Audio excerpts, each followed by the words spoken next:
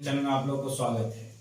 अगर आप नए हैं तो प्लीज़ हमारे चैनल को लाइक सब्सक्राइब और अपने अपने दोस्तों को भी शेयर करें ताकि हम लोगों का वीडियो आप लोगों को मिलता रहे।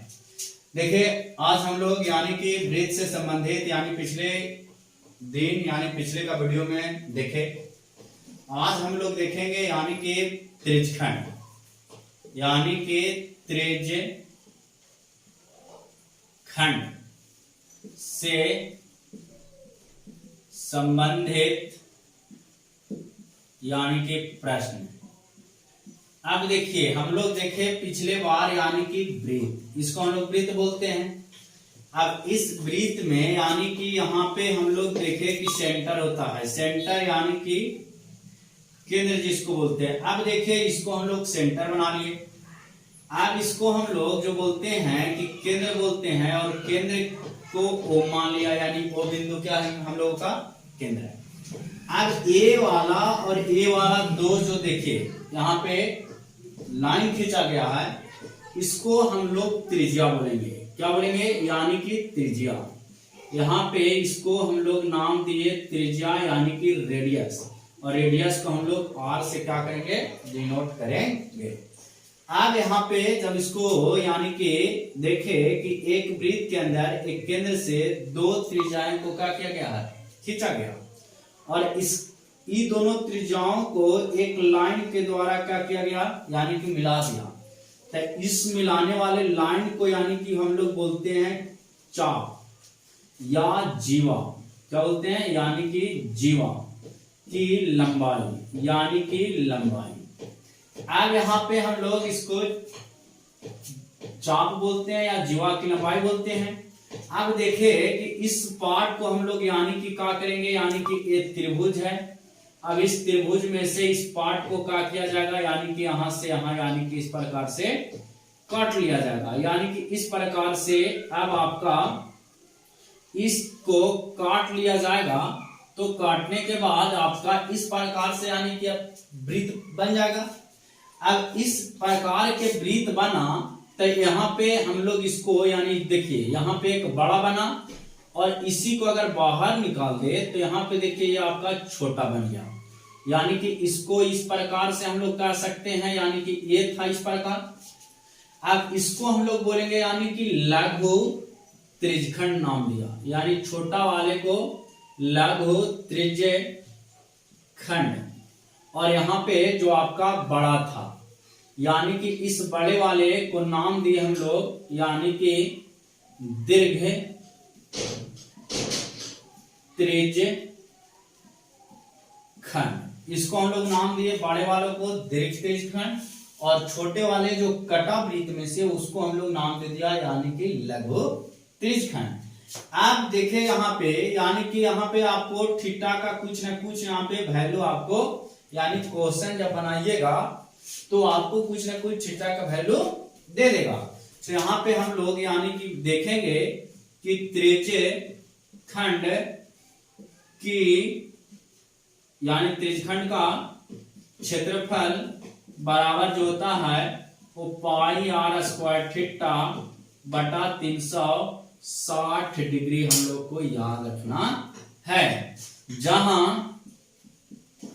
पाई का वैल्यू आपका याद होगा 22/7 या 3.14, और r जो आपका होगा यानी कि ये जो होगा ये आपका रेडियस यानी कि त्रिज्या होगा, और थीटा जो होगा यानी कि आपका कोण देगा, जो भी 60, 120, 90, 45, 30 जो भी देगा उसको लिखना है। अब भागा देना है आपको 360 डिग्री से। तो पहला फॉर्मूला हम लोग को बन गया त्रिज्यखंड में त्रिज्यखंड का क्षेत्रफल, और त्रिज्यखंड का क्षेत्रफल होता है पाई r स्क्वायर थीटा बटा 360, जहां पाई का वैल्यू 22/7 या 3.14, रेडियस आपका त्रिज्या होता है, थीटा यानी कि कोण होता है।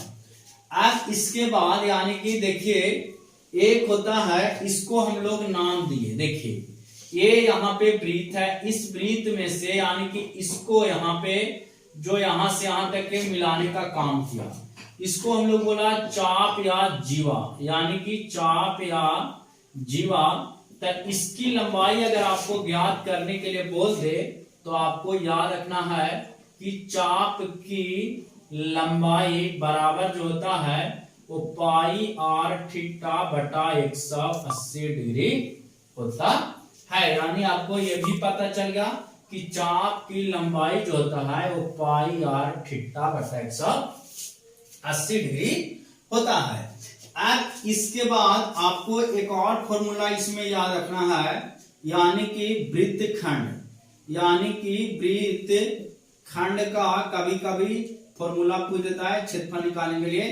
तो वृत्तखंड का क्षेत्रफल इक्वल टू आपको याद रखना है आर स्क्वायर यानी पाई थीटा बटा 360 डिग्री माइनस 1/2 यानी साइन थीटा। ये आपको याद रखना है वृत्तखंड का क्षेत्रफल। अगर जब भी निकालने की बारी आएगा तो आपको याद रखना है आर स्क्वायर पाई थीटा बटा 360 माइनस 1/2 साइन थीटा। इससे 3 यानी क्वेश्चन आपको 3 टाइप के पूछ सकता है। जो टाइप आपको दिया गया क्वेश्चन उसके अनुकूल आप फॉर्मूला लगाइए और इत्मीनान से क्या कीजिए आंसर लाइए। तो अब हम लोग देखिए, यानी अब चलते हैं हम लोग क्वेश्चन पर, यानी क्वेश्चन किस प्रकार से आपको देगा।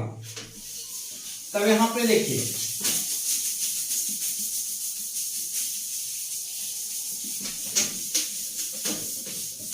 सबसे यहां पे यानी कि क्वेश्चन हम लोग लिखते हैं 6 सेंटीमीटर यानी त्रिज्या वाले एवं 6 सेंटीमीटर त्रिज्या वाले 6 सेंटीमीटर त्रिज्या वाले त्रिज्य खंड का क्षेत्रफल ज्ञात करें जिसका कोण 30 डिग्री है। जिस प्रकार से आपको प्रश्न देगा उस प्रकार से आपको लिखना है। अब यहां पे देखिए तो 6 सेंटीमीटर त्रिज्या इसको केंद्र मान लिया, इसको यहाँ पे 6 सेंटीमीटर, ये भी आपका क्या हो गया यानी कि 6 सेंटीमीटर हो गया। यहाँ पे थीटा के वैल्यू दे रखा है कितना डिग्री यानी कि 30 डिग्री दे रखा है, तो 30 डिग्री लिख दिए। अब आपको लिखना क्या है यानी कि निकालने के लिए बोला है त्रिज्य खंड का क्षेत्रफल। त्रिज्य खंड का क्षेत्रफल होता है पाई आर स्क्वायर थीटा बटा 360 डिग्री। पाई का वैल्यू हो गया 22/7, आर के वैल्यू आपको हो गया 6 × 6 और थीटा का वैल्यू हो गया 30 बटा यानी कि 360। एक जीरो से देखिए एक जीरो कैंसिल हो गया यानी 12 × 36 होता है, 6 दूनी 12 होता है, यहाँ कट गया 3 दूनी 6 होता है, यानी 22 में 3 से गुना करिएगा और भागा देना है 7 से, तब 22 × 66 बटा 7 यानी सेंटीमीटर स्क्वायर आपका आंसर आया। कि त्रिज्यखंड का क्षेत्रफल जो आया वो हम लोग का यानी कि 66/7 सेंटीमीटर स्क्वायर आया। लेकिन जब आपको इस प्रकार से यहाँ पे प्रश्न दे देता कि अब यहाँ पे त्रिज्यखंड का क्षेत्रफल ना कह के बोल देता चाप की लंबाई बताइए, यानी कि चाप की लंबाई, तो आपको याद रखना है कि अभी अभी देखे कि चाप की लंबाई बराबर जो फॉर्मूला होता है वो पाई आर थीटा बटा 180 डिग्री होता है। अब पाई का वैल्यू 22/7, आर का वैल्यू 6 है, थीटा के वैल्यू वही रख देते हैं हम लोग 30 डिग्री बटा 180 डिग्री, यानी कैंसिल हो गया 3 × 6 = 18, 6 से 6 यानी 22/7 सेंटीमीटर। ये आपका क्या गया यानी चाप के लंबाई आ गया। तो देखिए कि इस प्रकार से हम लोग यानी कितना आसानी से यानी कि सवाल को क्या कर रहे हैं सोल्व कर रहे हैं। सिर्फ इसमें क्या है 3 फॉर्मूले, मात्र 3 फॉर्मूले, और 3 फॉर्मूले अगर याद हो गया तो आपसे यानी कि त्रिज्यखंड और चाप की लंबाई और वृत्तखंड से किसी भी प्रकार का सवाल आपसे छूटेगा नहीं, बल्कि आप एग्जाम आंसर 110% आप सही बना दीजिएगा। अब देखिए हम लोग एक प्रश्न लेते हैं। इस प्रश्न को इसमें हम लोग करेंगे।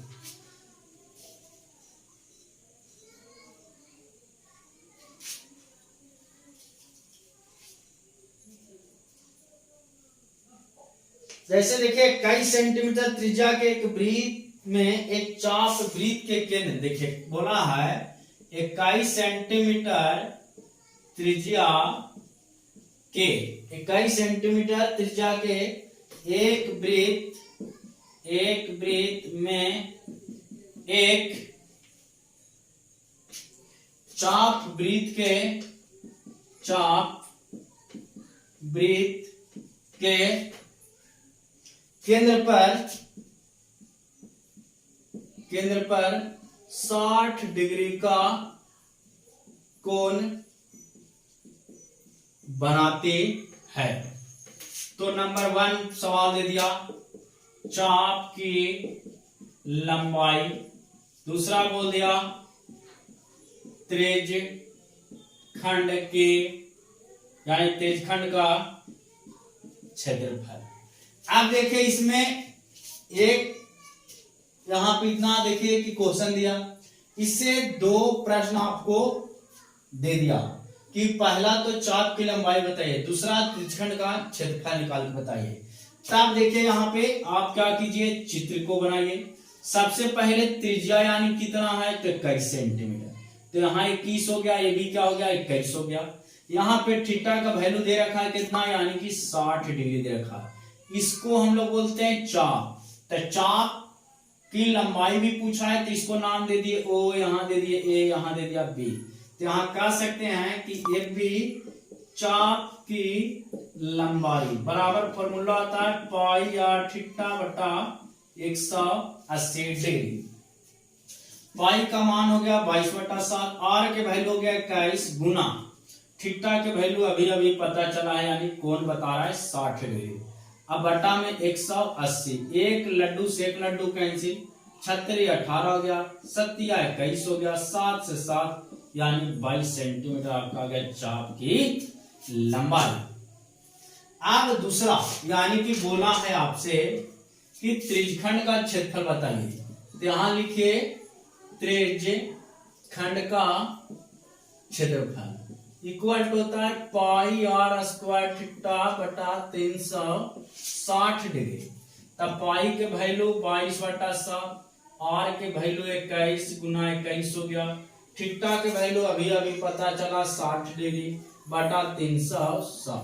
1 0 से 1 0 6 6 36, 7 21 होता है, 3 दूनी 6 होता है, 11 दूनी 22 होता है, यानी कि 11 गुना 21। अब गुना कर देंगे तो 21 में 11 से तो 1 2 1 2 यानी 1 3 2, यानी आपका आंसर आ जाएगा 231 सेंटीमीटर स्क्वायर, यानी कि त्रिज्यखंड का क्षेत्रफल आएगा। तो आपको इस प्रकार से यानी कि क्वेश्चन को क्या करना है, बनाना है। अब इसमें एक मात्र हम लोग एक और सवाल जोड़ देते हैं, यानी कि जो हम लोग लिखे थे प्रश्न तीसरा टाइप में, यानी देखते हैं प्रश्न उस पर कि वृत्तखंड का क्षेत्रफल निकाले। अब देखिए इसको हम लोग चाप की लंबाई निकाल दिए, त्रिज्यखंड का क्षेत्रफल 231 सेंटीमीटर आ गया। एक प्रश्न और इसमें जोड़ दिया, यानी कि वृत्तखंड का क्षेत्रफल अब पूछ दिया। तो वृत्तखंड का क्षेत्रफल किस प्रकार से निकालेंगे वो देखिए। अब यहाँ पे आपको पूछा है वृत्तखंड का क्षेत्रफल, तो वृत्तखंड का क्षेत्रफल इक्वल टू हम लोग पढ़े कि वृत्तखंड का क्षेत्रफल बराबर आर स्क्वायर पाई थीटा बटा 360 माइनस 1/2 साइन थीटा होता है। तो आर के वैल्यू हो गया 21 का स्क्वायर, पाई का हो गया 22/7, और थीटा हो गया 60 बटा 360 माइनस 1/2 साइन यानी कि 60, यही ना हो गया।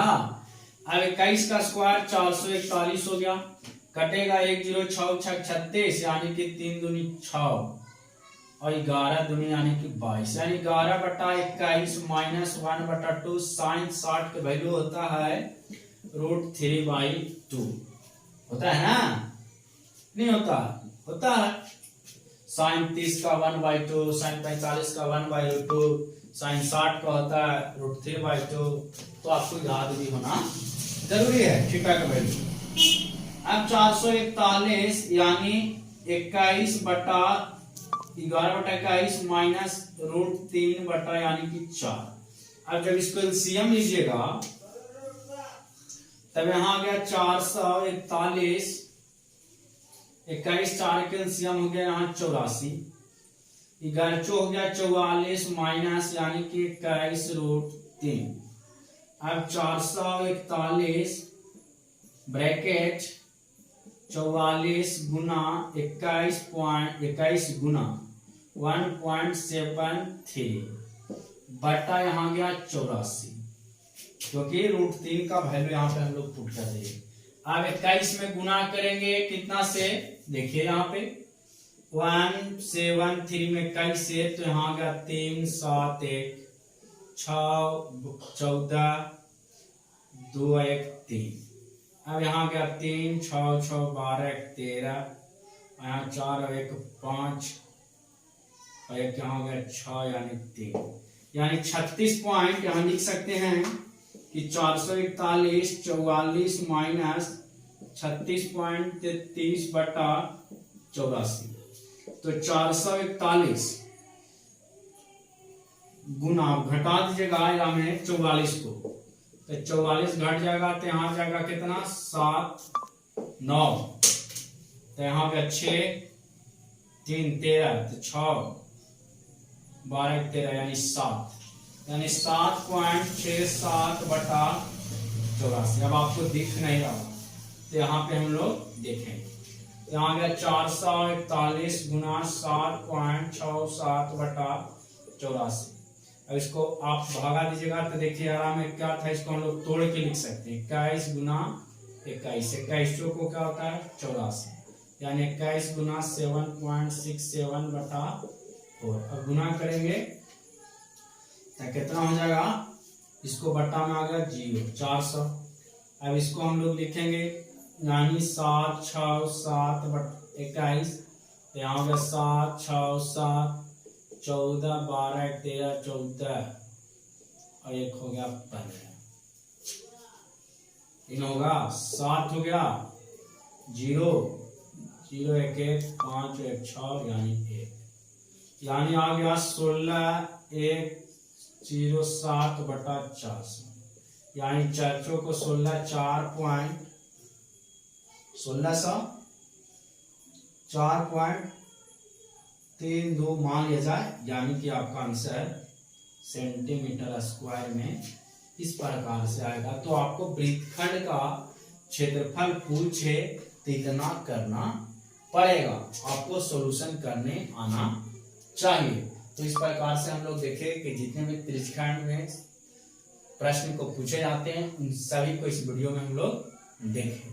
अगर आप लोग को अच्छा लगा हो तो आपने अपने दोस्तों के बीच भाई बंधुओं के बीच शेयर कीजिए और सब्सक्राइब करवाइए, ताकि हम लोग आप लोग के लिए इसी प्रकार का वीडियो बनाते रहें और अच्छा से अच्छा। जय हिंद।